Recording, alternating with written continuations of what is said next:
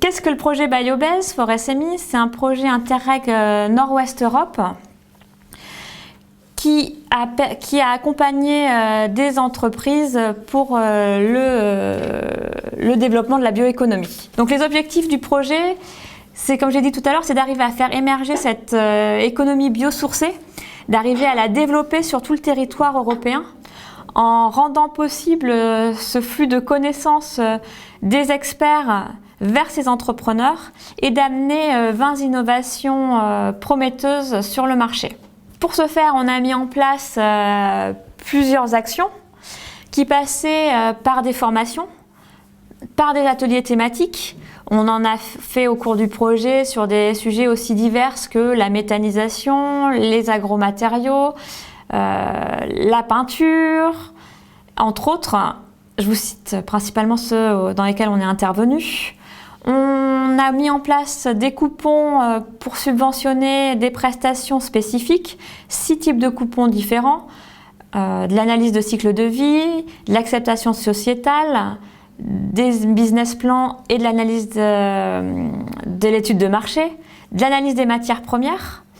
Et aussi, le but de ce projet, dans toutes ces actions, c'était aussi de permettre aux entreprises de se rencontrer, donc de faire du réseautage, de connaître les experts dont ils avaient besoin pour développer leurs innovations et les amener sur le marché.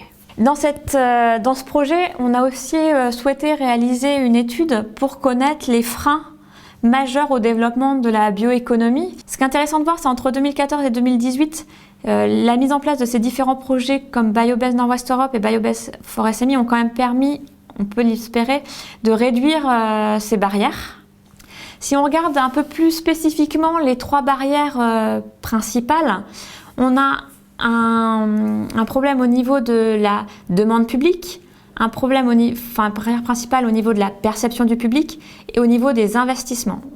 On voit qu'il y a une confusion entre biosourcé et biodégradable au niveau du public, que les labels et les certifications ne sont pas toujours clairs, que les personnes ont du mal à voir ce qu'elles achètent, à quoi correspondent les labels dans ce qu'elles achètent. On n'a aucun label sur l'impact environnemental qui soit crédible pour le public. Ce qui est intéressant à regarder dans ces 3 barrières principales, c'est que celle qui ressort, c'est pas la barrière de l'approvisionnement. Ça a un intérêt de se dire que pour notre profession agricole, on n'est pas le maillon faible de ce développement de la bioéconomie, même s'il faut qu'on reste vigilant parce qu'on reste une barrière, mais je pense que les entreprises ne le voient pas encore comme un problème.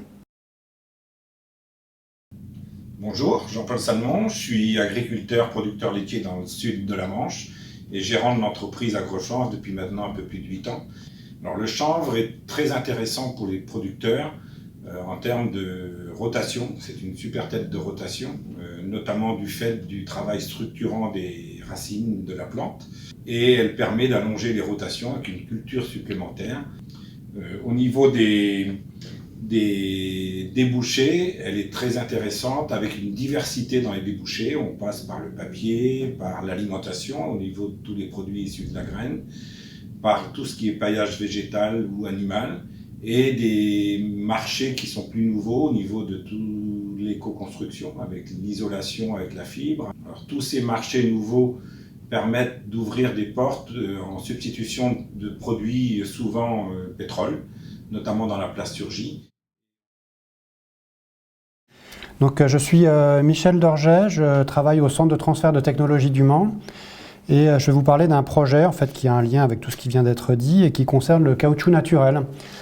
Et donc en plus d'être salarié du Centre de transfert de technologie du Mans, donc, je suis président de la société Guatex qu'on vient tout nouvellement de créer et qui va essayer de mettre sur le marché donc, un nouveau type de caoutchouc d'origine biosourcée qu'on va pouvoir produire en Europe et en France en particulier.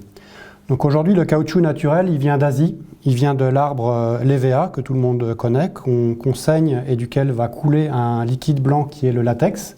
Et c'est un matériau qui est critique dans le sens où l'Europe est dépendante de pays tiers, l'Europe n'a aucun approvisionnement sur son sol, et c'est un matériau qu'on peut très difficilement substituer, en particulier pour les pneus d'avion ou les masques à gaz ou les gants ou les préservatifs. Il y a un certain nombre d'applications sur lesquelles il n'y a pas de substituant.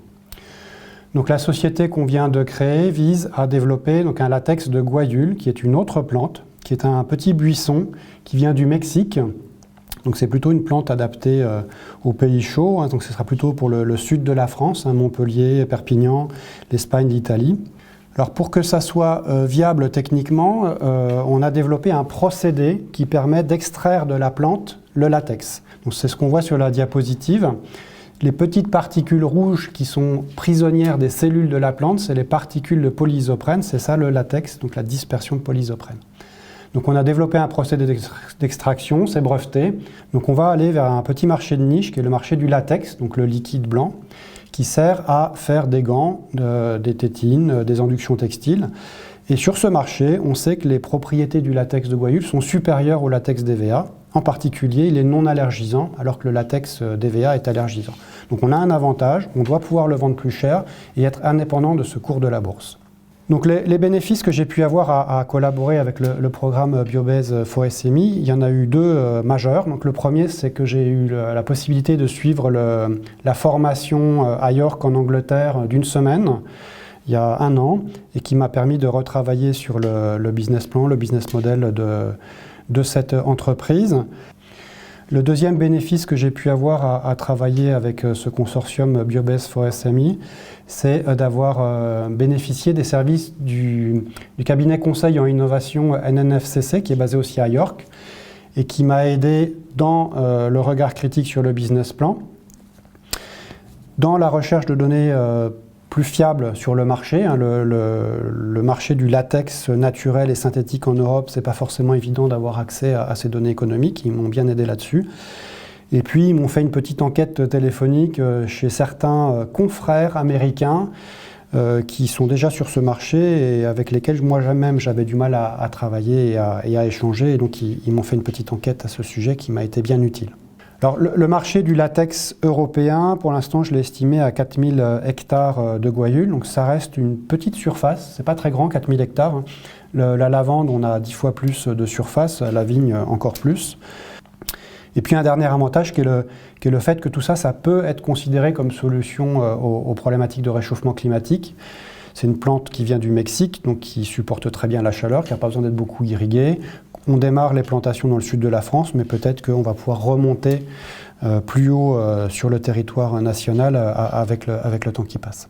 En 2020, on va extrapoler à une échelle importante donc la plantation et le procédé d'extraction pour pouvoir mettre sur le marché. Donc c'est long, il y a 2 ans de délai entre le moment où on plante et le moment de la première récolte. Donc c'est pour ça que ça se rapproche de la vigne et de la lavande aussi, hein, qui ont des délais longs avant d'avoir un retour sur investissement. Et donc en 2022, on peut espérer mettre sur le marché donc, du latex de guayule sur la base de ces champs qui seront plantés en France. Alors il se trouve que j'ai un champ qui est à 1h30 du Mans, mais qui a beaucoup souffert cet hiver. Donc on a eu 25% de pertes, on s'y attendait. Hein. Ça va être difficile en Pays de la Loire. Donc aujourd'hui, ce qui est en Pays de la Loire, c'est le siège social, le centre de recherche, les services administratifs et commerciaux.